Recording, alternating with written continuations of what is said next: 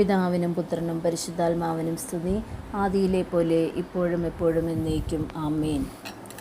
ന്യായാധിപന്മാരുടെ പുസ്തകം 6-ാം അധ്യായം 2-ാം വാക്യം. ധീരനും ശക്തനുമായ മനുഷ്യ, കർത്താവ് നിന്നോടുകൂടെ. പഴയ നിയമത്തിലെ ഗിദെയോനെ അഭിവാദനം ചെയ്ത് മാലാഖ പറയുന്ന വാക്കുകളാണിവ. ജീവിതത്തിലെ പ്രതിസന്ധി ഘട്ടങ്ങളിൽ തളർന്നിരിക്കുന്ന അവസ്ഥയിൽ നമ്മെ ശക്തിപ്പെടുത്തുന്ന ദൈവസ്നേഹമാണിത്. അവിടുന്ന് കൂടെയുള്ളപ്പോൾ നാം എന്തിനു ഭയപ്പെടണം? ദൈവത്തിൽ ശക്തി കണ്ടെത്തിയ മനുഷ്യരെ വിശുദ്ധ ഗ്രന്ഥത്തിലുടനീളം നാം കാണുന്നുണ്ട്. ദൈവത്തിൽ ആശ്രയിച്ച് മുന്നേറുമ്പോൾ നമുക്ക് വിജയം കൈവരിക്കാനാവും. എന്നാൽ ദൈവത്തിലുള്ള ആശ്രയബോധം കുറയുമ്പോഴാവും നമുക്ക് പരാജയങ്ങൾ നേരിടേണ്ടി വരിക.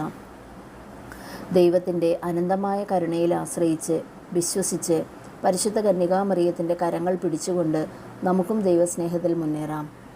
എത്രമാത്രം മുറിവേറ്റ് വീണാലും, നാം ഏറെ സ്നേഹിക്കുന്നവരിൽ നിന്ന് പോലും വാളുകൾ ഏൽക്കേണ്ടി വന്നാലും വീണ്ടും എഴുന്നേൽക്കുവാനുള്ള ആത്മധൈര്യവും ഉറപ്പും നമുക്ക് നൽകുന്ന ദൈവത്തിൻ്റെ കരുണാമയമായ സ്നേഹത്തിൽ ആശ്രയിച്ച് നമുക്ക് ജീവിക്കാം.